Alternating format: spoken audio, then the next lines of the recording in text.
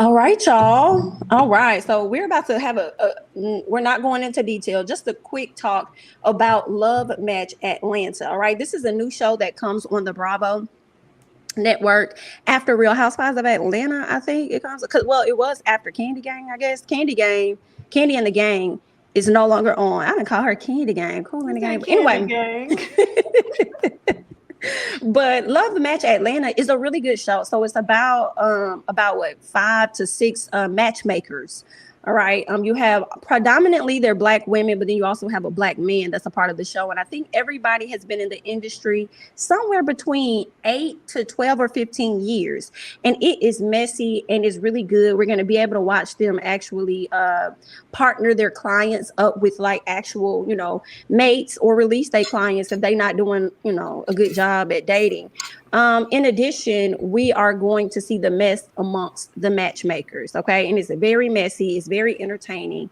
I've enjoyed it, but what I cannot wrap my head around is the price that they're charging 25,000 to hook people up, and I'm having a hard time with the image consulting that some of the ladies are doing when their fashions aren't up to par. You mean to tell me you took this lady to a boutique to pretty much say yes to the attire that she actually wants to wear? I said she didn't even need you. How did you just throw in these free items and have people pay y'all $25,000? Like, terrible, but somebody gonna pay it. If I'm not gonna pay it, somebody gonna pay it. What are you ladies' thoughts about the show? I haven't seen it yet, so it's on my DVR. I just You're gonna forgot. love it. I You're hope gonna so. love it. I can't wait to hear your thoughts. Um, so I think that it's a good show. I was actually like excited once I started paying attention to it. I think it Hmm. has, some messy characters, but I ain't gonna lie. When you mentioned it, and then I looked at them, I was like, not a duo. I know y'all got y'all years in this, but that do seem like a lot to charge people, and you're not shiny. It's not giving neat, it's not giving shiny. It's giving I put myself together, but sometimes it gives, but it was a struggle. So I just feel like you need to be like on point when it comes to your aesthetic, if that's what you're Hmm. going to give. So like, what pops into my mind was the brown skinned girl that was selling Tampa, the young one who was real brown skin. Colony? Was it Yeah, Colony? Okay. Oh, Colony. Her. I feel like she gives off like that to the T, from the Hmm. edges to the shoes to the toenails, like to the T. She could sell you image consulting. You know what I'm saying? yeah. They Yes. they couldn't like that's the so when you said that I was like, you know what? You're right.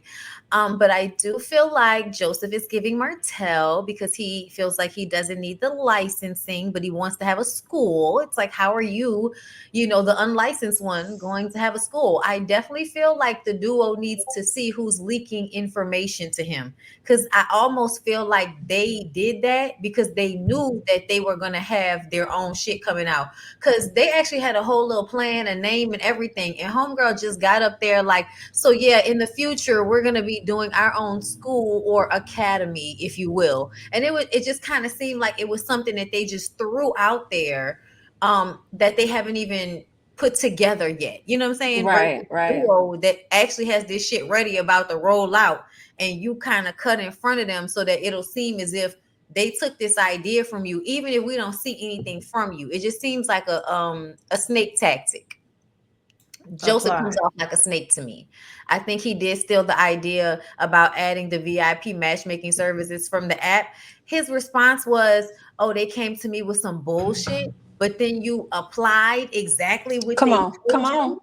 I was like, Come on. yeah, no, you're a snake. And then the way he handled Shay, that's another thing. Their relationship, throwing her under the bus in front of a client, saying that her relationship was over. Like, at the end of the day, an 8-year relationship can be over because two people grew apart. It doesn't mean that that person doesn't know how to handle the relationship. You know what I'm saying? Hmm. And Hmm. essentially, they're trying to show you how to handle meeting someone and creating that bond, but beyond that, that's between two people. I don't know what y'all expect. So I just kind of feel like that was fucked up. So it seemed like he liked to ride coattails, use Hmm. people, then fuck over them. So I would be looking like, you know, from all sides and ways around them if I was everybody. Very untrustworthy. Hmm. When you talked about Joseph teaching a matchmaking school with no license, it immediately made me think about all the eyelash chicks doing lashes at their apartments and offering certificates off of Ooh, PowerPoint. Because that's what they be doing. People really be living like that. Like they do. $1,000, 4-hour course, and then you get your PowerPoint Ooh, certificate and help hang it me. up, and it ain't really worth nothing. Nothing, because you only get a Tragic. week's worth of trying, if that, or a Oh, full if day. that. Yeah, you Yeah, get 4 to 8 hours, but the girls really be doing it. They really be making coins. So I guess it's all about selling a product. The price is what got me caught up. When I heard 20, okay, the lady said to one of the men, I think her client's name was Tony. She was like, hmm, she said, my best client or my longest client, and she's had him for 3 months. And he was paying, I think 25, 27,000, something, a lot of money. So I'm like, how long is that money good for? And I also wanted to know, like, what are they counting as their rate of success? Are you counting marriage as your rate of success? Are you counting six that's a months good question. relationships as your rate of success?